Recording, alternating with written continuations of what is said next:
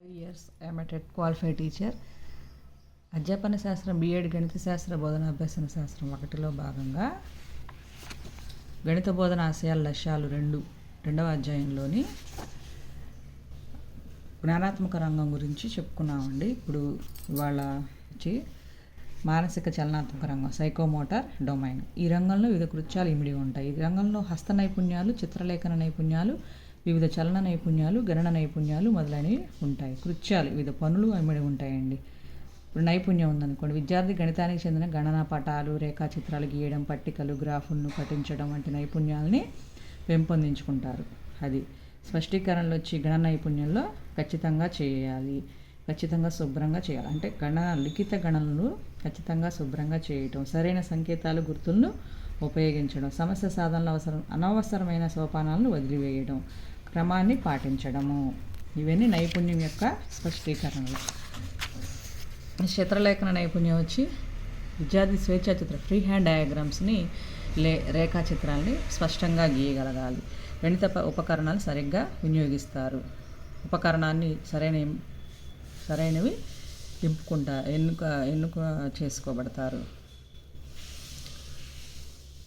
ఎన్నిక చేసుకోగలుగుతారు. పరికరాన్ని వీలైన విధాలుగా ఉపయోగిస్తారు. ప్రమాణానికి పటాన్ని గీయగలుగుతారు. నమూనాలను తయారు చేస్తారు. ఉపకరణాలు సరిగ్గా ఉపయోగించినప్పుడు తగిన జాగ్రత్తలు తీసుకుంటారు. ఇక్కడ ఉపకరణాలు గురించి ఎక్కువగా ఇచ్చారండి. మరియు రేఖాచిత్రాలు గీయాలి కదా, చిత్రలేఖనం అలా స్పష్టంగా గీయగలడం, ఇది చిత్రలేఖన నైపుణ్యం కింద వస్తాయి. పట్టికలను చదవడం, రూపొందించడం కూడా అది ఎలా, దాంట్లో కూడా ఉంటాయి కేటగిరీస్. ఎలా ఉంటాయి? సమాచారం వేగంగా స్పష్టంగా చదవాలి, సరైన పట్టికని ఎంపిక చేసుకోవాలి, పట్టికలు గ్రాఫులను వ్యాఖ్యానించడం అంటే దాని గురించి వివరణ చెప్పడం అన్నమాట. విద్యార్థి పట్టికలో దత్తాంశాన్ని సరిచేసుకోవడము, పట్టికని గ్రాఫ్ను పట్టిక రూపంలో ఒకదానిలోంచి ఒక దాంట్లోకి అనువదించడం కలుగుతాడు. ఈ నైపుణ్యాన్ని కూడా పెంపొందించుకోగలుగుతాడు అన్నమాట. పట్టికలను చదవడం, రూపొందించడం, చిత్రలేఖన నైపుణ్యాలు. నెక్స్ట్ భావావేశ రంగం అండి, ఎఫెక్టివ్ డొమైన్. భావావేశ రంగం మానవుని ప్రవర్తనలోని సంవేదన విషయాలకి చెందింది. అందువలనే ఈ రంగం విలువలు, ఆసక్తులు, దృక్పథాలు, అభినందనలకు సంబంధించింది. అభిరుచి, ఆసక్తి అంటే ఇప్పుడు అభిలషణమైన ఆసక్తి అంటే విద్యార్థి గణితం పట్ల ఎంతో ఎక్కువ ఆసక్తిని పెంపొందించుకుంటారు. దాంట్లో స్పష్టీకరణలు వచ్చి సమస్య సాధనకు సులభమైన పద్ధతులు, కష్టమైన పద్ధతులు కాకుండా నెక్స్ట్ ప్రత్యామ్నాయ పద్ధతులని ఇవన్నీ సూచిస్తారు. సాధనలో ఉత్సాహాన్ని కనబరుస్తారు. ఉత్సాహం లేకుండా ఒక సమస్యను సాధన చేస్తే ఉపయోగం ఉండదండి. తప్పు వస్తూ ఉంటుంది. ఎంత టైం పట్టినా కూడా ఒక సమ్ అవ్వదు. ఇలాంటివి జరుగుతుంటాయి. తర్వాత క్లబ్బు ఉంటారు కదండి, గణిత క్లబ్ నిర్వహించే కృత్యాలు చురుగ్గా పాల్గొంటారు. పజిల్స్ సాధించడంలో ఆసక్తిని కనబరుస్తారు. పుస్తకాలను, పత్రికలను ఆసక్తితో చదువుతారు. వ్యాసాలు, రిడిల్స్, పజిల్స్ ఇవన్నీ కూడా వాళ్ళు కలెక్ట్ చేస్తారు ఉత్సాహంగా.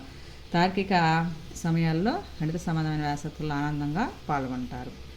ఆ విధంగా చేస్తారండి అభిరుచి ఉంటే. ఇంకా పజిల్స్ని ఆసక్తిగా రూపొందిస్తారు. గణిత గేయాలు, కవితలు, గణిత పరిశోధన, గణిత పదకేళి, నాటికలు, గేయాలు ఇవన్నీ గణిత సంబంధమైన ప్రదర్శనలు చురుగ్గా పాల్గొంటారు. అనుకూల వైఖరి. విద్యార్థి గణిత అభ్యసన పట్ల అనుకూల వైఖరిని పెంపొందించుకుంటారు. గణిత శాస్త్ర అధ్యయనానికి ఎక్కువ సమయం కేటాయిస్తారు. స్పష్టీకరణలు అండి అనుకూల వైఖరిలో. ఉత్సాహాన్ని కనబరుస్తారు. ఉత్తమ ఉపాధ్యాయులను కలుసుకుంటకు ఉత్సాహాన్ని కనబరుస్తారు. చురుకైన విద్యార్థులతో కలిసి అధ్యయనం చేయటకు ఉత్సాహపడతారు. జ్ఞానాన్ని అందించే కార్యక్రమాల్లో పాల్గొనడానికి ఇష్టపడతారు. విద్యార్థి వివిధ జ్ఞానక్షేత్రాల్లో నిత్య జీవితంలో గణిత శాస్త్ర సేవలను అభినందించును అని అభినందనలో మనకి తెలియజేయబడుతుందండి. ఇక్కడ స్పష్టీకరణలు వచ్చి అభినందించడం అనమాట. అభినందిస్తుంది. ఏం అభినందిస్తారు? గణిత శాస్త్రవేత్త సేవలను అభినందిస్తారు. వివిధ రంగాల్లో గణిత శాస్త్రవేత్త సేవల్ని అభినందిస్తారు.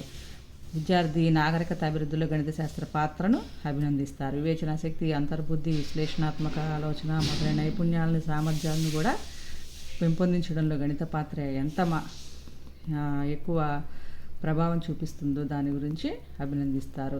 వివిధ శాస్త్రాల సమస్యల సాధనలో గణిత శాస్త్ర కృషిని ప్రశంసిస్తారు. ప్రశంసించడం అన్నా అభినందించడం అన్నా ఒకటే.